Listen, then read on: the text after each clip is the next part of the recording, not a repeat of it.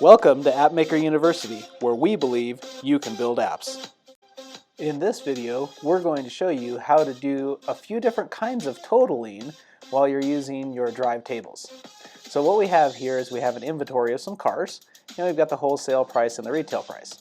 We want to get the profit by subtracting wholesale from the retail. Let's head on over to the editor and take a look at the database. So we have the model, the wholesale, and the retail as numbers. On the page, we have a table that's displaying our data. First, we'll copy the label up at the top here for retail, and then we'll just clear the binding and rename it profit.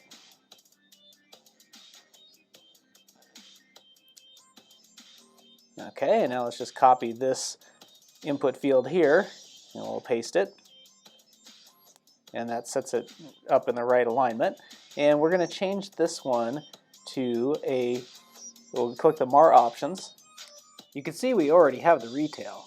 So now all we have to do is minus the wholesale from that. In order to do that, we'll just type a minus here. And then we'll select the data source, item, and the wholesale price. All right, that's it. Click OK. And let's preview that and see our totals. So now you can see we have our totals displaying on each row for the given car. Back over to the editor. Let's create a calculated data model. So we open the data models, click Calculated. We'll call this one Totals. And we're going to add a couple of number fields. First one will be Wholesale. And the second one will be Retail. And the last one we'll say for profit. Now we're going to switch over to the data sources, and we're going to use this query field here, and we're going to have to do a little bit of coding.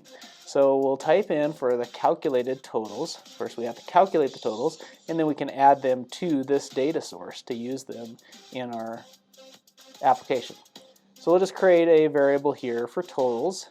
I know this is a little bit of coding. We'll try to keep it pretty light. And it's just an object that we're instantiating a couple of variables, so wholesale, retail, and profit are set to 0. So now we're going to want to get all of the data records from our autos model. And so we use the record variable called records, and we'll use the autocompletes for app.models.autos dot new query. And if we just have the parentheses with nothing inside of them, it'll give us all the records. And then we just have to run that query so that it returns those records. That's now stored in our records variable. What we're going to have to do now is iterate through all of the different records and get those values for the retail and the wholesale and add them up into our totals variable. So we use a records for each in a function. And each item, or each thing that the for each returns, is going to be called item. So we'll use the totals, which is from up above, and wholesale, and we use this plus equals so that it adds up the amounts. Items wholesale, that's the amount that came from our record. Same thing for retail. We'll also use item, retail, and that totals those. Now profit is just a little bit different because we're going to need to, again, minus the wholesale from the retail. So retail minus the wholesale, we put it in parentheses so that it does the right order operations, and that's going to give us all of our totals. Now what we have to do is create a record and load that into this data model that we've created, this calculated model. So first we'll create a new record in our calculated model. So this is models.totals, and we create a new record. And then we'll just set each of the fields in this record that we've created to the totaled amounts that we just created up above. We'll do that for each one of them.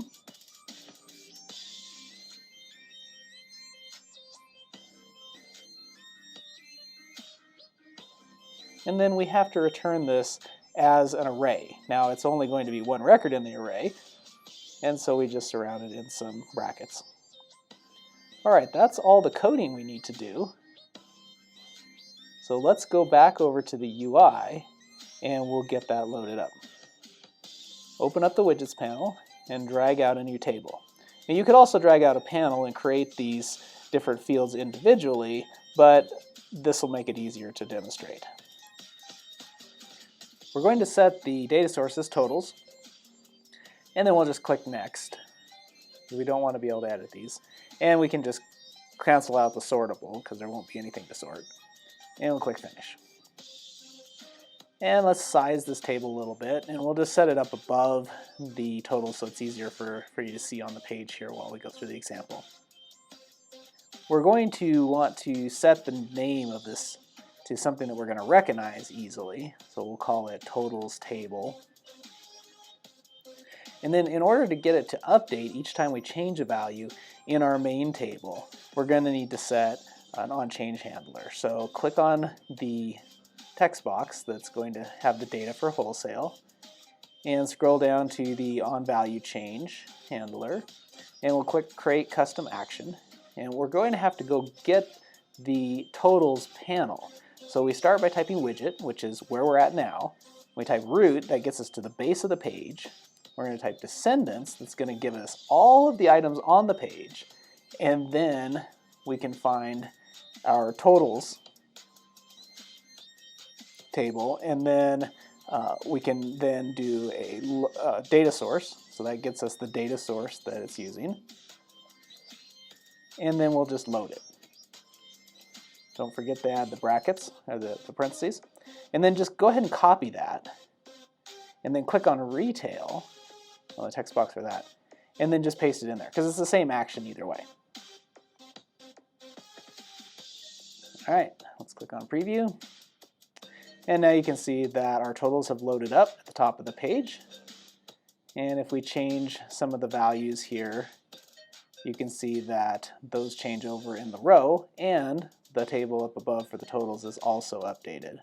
So if we change these around, change that one to 4,000 and this one to 8,000, we can see that our totals are indeed accurate. So that's the easy way to add a few totals in a couple different ways to your application. Thanks for watching. Learn more at appmakeruniversity.com.